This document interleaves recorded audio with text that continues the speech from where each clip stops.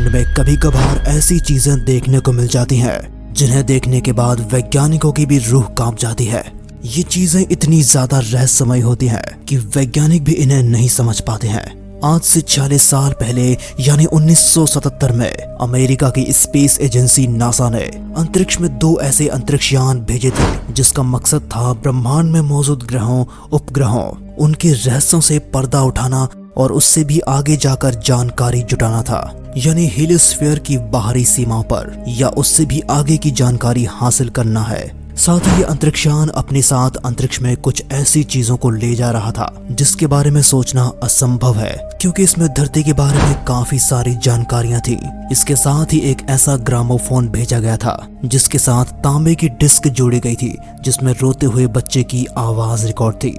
इसी के साथ इसमें पक्षियों, लहरों और हवाओं की आवाजें, विभिन्न तरह के संगीत और तस्वीरें और 55 अलग अलग भाषाओं में शुभकामनाएं रिकॉर्ड करके भेजी गई थी।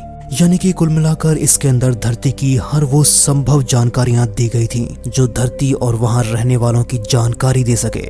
दोस्तों, जैसा कि हम इंसानों ने चांद पर कदम रख लिया है, मंगल ग्रह पर कॉलोनी बसाने की दिशा में काम कर रहे हैं, अंतरिक्ष में स्पेस स्टेशन बना लिया है, यहाँ तक कि सूरज जिसके कोर का टेम्परेचर 1.5 करोड़ सेल्सियस है उसके करीब भी अंतरिक्षयान भेज दिया है और भारत ने भी अभी आदित्य L1 भेजा है। ऐसे में कहा जा सकता है कि हमने स्पेस को काफी कंट्रोल में कर लिया है और उसके बारे में बहुत सारी जानकारी हासिल कर चुके हैं। लेकिन ये बात बिल्कुल गलत है, क्योंकि आपको जानकर हैरानी होगी कि इतने सालों में दुनिया भर की स्पेस एजेंसीज की लाखों कोशिशों के बावजूद भी हमने ब्रह्मांड का 4% हिस्सा ही एक्सप्लोर किया है। हालांकि इसके रहस्यों से पर्दा उठाने के लिए हम आए दिन नए नए स्पेस मिशन लॉन्च करते रहते हैं और उन्हीं मिशन में से एक था वॉयेजर मिशन, जिसे 1977 में नासा ने लॉन्च किया था। दरअसल इस मिशन के दरमियान अंतरिक्ष में 2 स्पेसक्राफ्ट भेजे गए हैं, जिसमें से एक वॉयेजर 1 और दूसरा वॉयेजर 2 था। दोस्तों, इस स्पेसक्राफ्ट में हमसे अरबों किलोमीटर दूर मौजूद ऐसी तस्वीरें भेजी जिसने वैज्ञानिकों की नींद ही उड़ाकर रख दी। लेकिन सवाल है कि आखिर वॉयेजर ने ब्रह्मांड में ऐसा क्या देखा था? ये प्रोग्राम कब तक चलता रहेगा और ये कब तक हमें दुनिया से जुड़ी इंफॉर्मेशन को भेजता रहेगा? चलिए आज करते हैं वॉयेजर की नजरों से नई दुनिया की सैर और जानते हैं ब्रह्मांड के कुछ अनसुलझे रहस्यों के बारे में। तो दोस्तों, आज से 40 साल पहले नासा एक ऐसे स्पेसक्राफ्ट को अंतरिक्ष में भेजता है जिसका मकसद था हमसे करोड़ों किलोमीटर की दूर पर मौजूद शनि ग्रह और जुपिटर के बारे में जानकारी इकट्ठा करना था। साथ ही इसका काम उनके चंद्रमा के बारे में जानकारी इकट्ठा करना था और उसे धरती की ओर भेजना था। इन सब मकसदों को लेकर वॉयेजर अंतरिक्षयान अंतरिक्ष में अपने गोल की ओर बढ़ रहा था और हर गुजरते वक्त के साथ ऐसी ऐसी तस्वीरें भेज रहा था जिसमें ब्रह्मांड का एक ऐसा रूप सामने आया जिसके बारे में इंसानों ने कभी कल्पना भी नहीं की थी। वॉयेजर स्पेसक्राफ्ट न सिर्फ ब्रह्मांड की दूसरे रहस्यों से पर्दा उठाने के लिए आगे बढ़ रहा है, बल्कि अपने साथ पृथ्वी से भी कुछ ऐसा ले जा रहा था जिससे हमारे बारे में संदेश पहुंच सकता है। ये अपने साथ एक ऐसा ग्रामोफोन लेकर गया था जिसमें पक्षी, हवाओं, लहरों और अलग अलग तरह के संगीत को रिकॉर्ड किया गया। इसके अलावा इस गोल्डन ग्रामोफोन में कई तरह की वीडियोस भी डाली गई थी।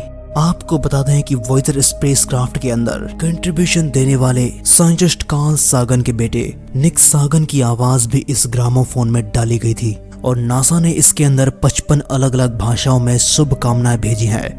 वॉयेजर स्पेसक्राफ्ट में भेजे गए इस ग्रामोफोन को हाई क्वालिटी के तांबे से बनाया है और इसकी खासियत ये है कि ये 1 अरब सालों तक अपना रिकॉर्ड सही सलामत रखेगा। लेकिन आपको जानकर हैरानी होगी, वॉयेजर 1 को वॉयेजर 2 के 15 दिन बाद लॉन्च किया गया था और अगर रफ्तार की बात की जाए तो वॉयेजर 1 वॉयेजर 2 से बहुत ही ज्यादा फास्ट था। यही वजह है कि ये स्पेसक्राफ्ट एस्टेरॉयड बेल्ट के एरिया को वॉयेजर 2 से पहले ही पार कर गया था।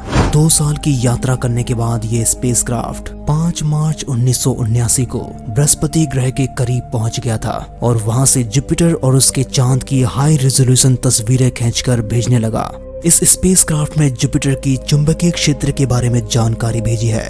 अपने सफर के दौरान इस स्पेसक्राफ्ट ने जुपिटर के मून ईरो की तस्वीर भी भेजी, जिसने सबको हैरान कर दिया। इस स्पेसक्राफ्ट ने ईओ पर वोल्केनो होने का दावा किया है, जिससे साफ होता है जिस तरह से हमारी पृथ्वी पर ज्वालामुखी फटते हैं, वैसे ही इस चंद्रमा के ऊपर भी विस्फोट होते रहते होंगे। वॉयेजर जब जुपिटर के करीब से गुजर रहा था तो उसने लगभग 19,000 तस्वीरें क्लिक की और पृथ्वी पर भेज दी। इससे वहां से जुड़ी कई नई नई चीजों के बारे में पता चला। जुपिटर को पार करते हुए स्पेसक्राफ्ट सैटर्न यानी शनि ग्रह की तरफ चल दिया। काफी लंबी यात्रा तय करने के बाद यानी 12 नवंबर 1980 में ये अंतरिक्ष यान शनि ग्रह के करीब पहुंच गया था। अगर आप इसके और शनि ग्रह की सबसे कम दूरी की बात करें तो वो 1,23,000 किलोमीटर के करीब थी। दोस्तों, शनि ग्रह के चारों ओर घूमती हुई रिंग्स अभी भी एक रहस्य ही बना हुआ था। इसके बारे में वॉयेजर 1 ने कई अहम जानकारियां भेजी हैं। इतना ही नहीं, इसने एक और नए रिंग की खोज की जिसके बारे में हमारे वैज्ञानिक कुछ भी नहीं जानते थे। यहाँ पर रहते हुए उसने शनि ग्रह के कई चंद्रमाओं की भी खोज की, जिनमें से एक था सैटर्न का मून टाइटन। जब इस स्पेसक्राफ्ट में सैटर्न के मून टाइटन की तस्वीरें भेजी तो इसने सबको हैरानी में डाल दिया। जिसने बताया था कि टाइटन पर जिस तरह का एटमॉस्फेयर और बादल है, वैसा एटमॉस्फेयर मानव जाति की उत्पत्ति से पहले पृथ्वी पर भी हुआ करता था। ऐसे में वहाँ पर भी जो पृथ्वी के साथ प्राकृतिक घटनाएं हुई, अगर वैसा ही वहाँ पर भी होता है तो काफी संभावनाएं हैं कि उस जगह पर भी जीवन पनप सकता है। अब सैटर्न को अलविदा कहते हुए अंतरिक्षयान वॉयेजर 1 अंतरिक्ष की गहराइयों में चल पड़ा और जाते जाते उसने पृथ्वी की ओर मुड़कर 14 फरवरी 1990 को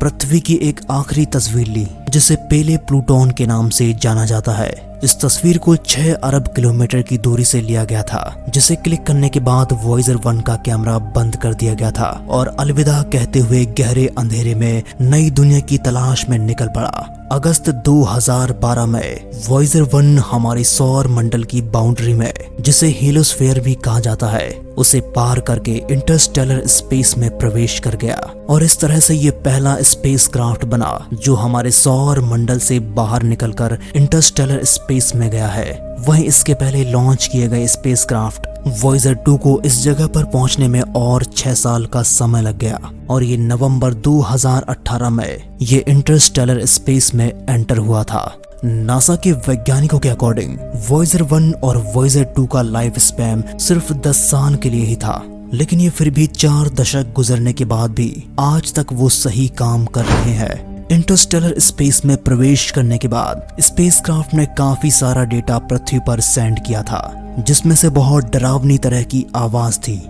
इसने और भी कई सारे साउंड्स भी रिकॉर्ड करके भेजे हैं, जिसे ध्यान से सुनने पर हम जैसी आवाज सुनने को मिलती है। लेकिन आपको बता दें कि इन स्पेसक्राफ्ट की काम करने की क्षमता धीरे धीरे कम होती जा रही है और ये इतनी ज्यादा दूरी पर है कि उनके द्वारा रिकॉर्ड की गई इंफॉर्मेशंस को पृथ्वी पर भेजने के लिए कई सारी कठिनाइयों का सामना करना पड़ता है। हालांकि नासा ने इन सिग्नल्स को जल्दी जल्दी और आसानी से कैच करने के लिए पूरी दुनिया में सैटेलाइट्स लगा रखे हैं। पृथ्वी से इन स्पेसक्राफ्ट से संपर्क करने के लिए लगभग 20 किलोवाट का सिग्नल भेजा जाता है, जिसे वॉयेजर तक पहुंचने में 20 घंटे से भी ज्यादा का समय लग जाता है। इसके बाद स्पेस स्टेशन का एंटीना कैच करके वहां से भी 20 किलोवाट का सिग्नल पृथ्वी पर भेजता है, जो यहाँ तक पहुँचते पहुँचते बहुत ही कमजोर हो जाता है। ऐसे में जब ये पृथ्वी तक आता है तो उसे डिटेक्ट करना बहुत ही मुश्किल भरा काम है। जो वैज्ञानिक इस मिशन से जुड़े हुए हैं, उनका कहना है वॉयेजर एक ऐसी जगह पर मौजूद है